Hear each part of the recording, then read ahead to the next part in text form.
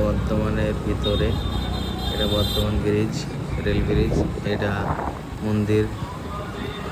Morning time খুব বৃষ্টি পড়ছিল, আর বৃষ্টির মধ্যে রেনকোট নিয়ে রওনা দিয়েছি কলকাতা থেকে। অবশেষে 3 ঘন্টা পর বর্ধমান ঢুকলাম। বর্ধমান ব্রিজের মধ্যে জ্যাম ছিল, একটু দাঁড়ানোর পরে বৃষ্টি, খুব জোরে বৃষ্টি পড়ছিল। বৃষ্টির মধ্যে রওনা দিয়ে বেরিয়ে গেলাম।